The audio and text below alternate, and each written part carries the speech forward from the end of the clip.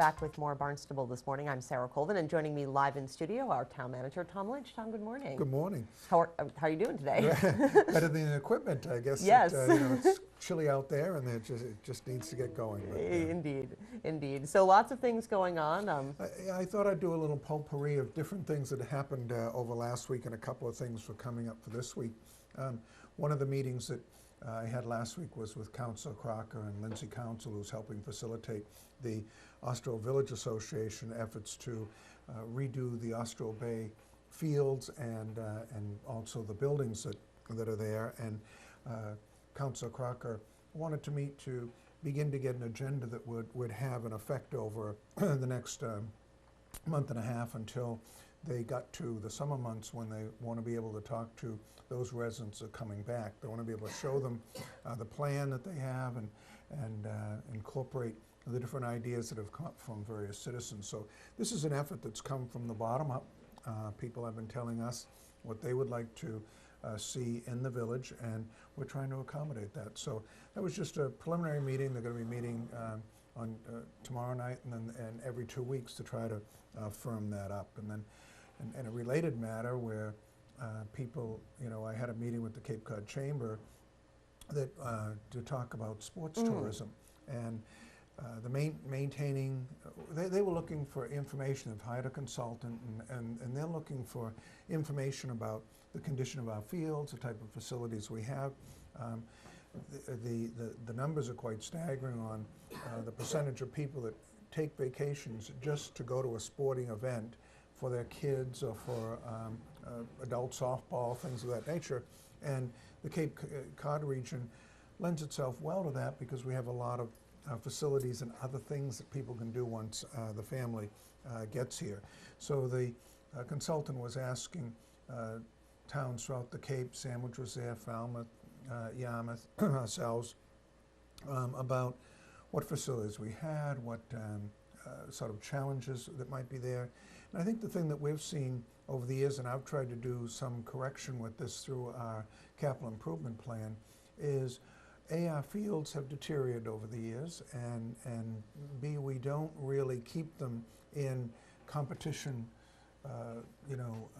condition. Right. So if you're going to attract a men's softball tournament where people are coming nationally to compete in different age groups, your fields really need to be top notch. So they asked us about what challenges were there and things of that nature. So very preliminary. It was an all-day meeting with various segments of the community, and town managers were invited to one session with the chamber. So I was very pleased to be able to participate in that, but I see a long road before we actually come to fruition. But that's something we might be talking here on Barnstable This Morning and future meetings. Indeed. Well, I think you know about Women's Hockey East that's been so successful at the HYCC and the national skating tournaments that come. So really, there are things that are already happening. That's so right. To kind of look at a way in which to grow that, I think it'll be interesting to see how that works out. And that's kind of the goal of the chamber, to say how can we enhance these on a Cape-wide basis based on the facilities that we presently have. So Indeed.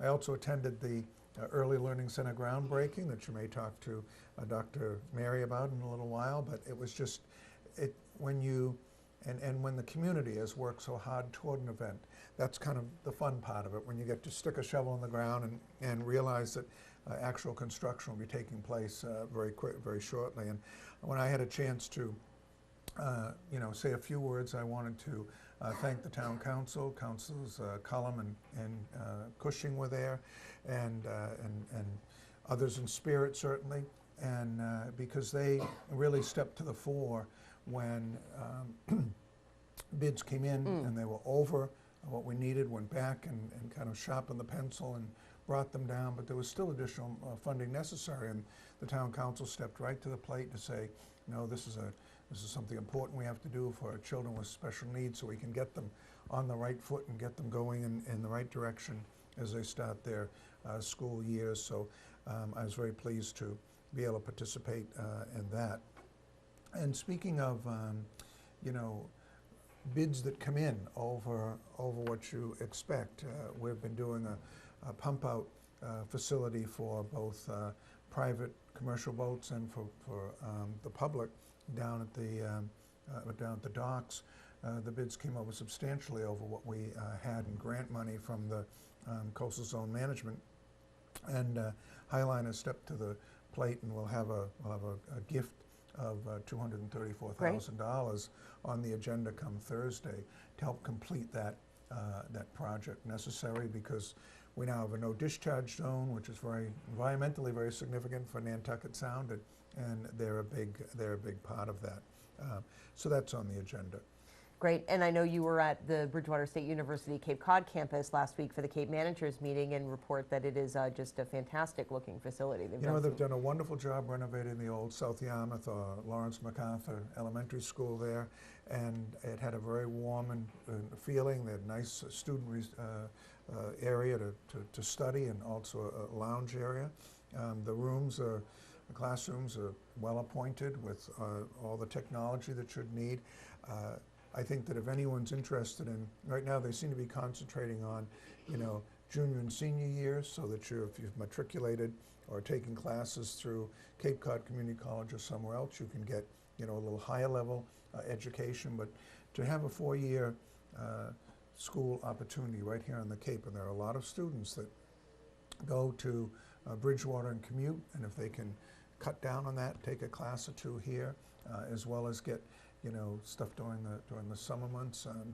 So I think that people can go on their website to Bridgewater State University. I believe it's .edu. Yes. And certainly get a good view of the courses that they're offering, the certificate programs they're offering, which are only going to enhance the ability for folks of all ages that want to improve their educational status here on the Cape. So. Absolutely, and talking a little bit continuing the potpourri, there's so many different things to talk about with Quokket Lake Protective Association, talking a little bit about the health of that large body of water here in town.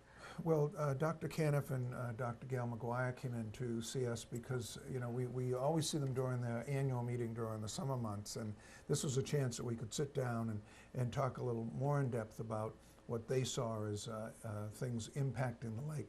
Of course, one issue that has been out there for, many years is whether sewering would improve the nitrogen and phosphorus levels that are in the pond.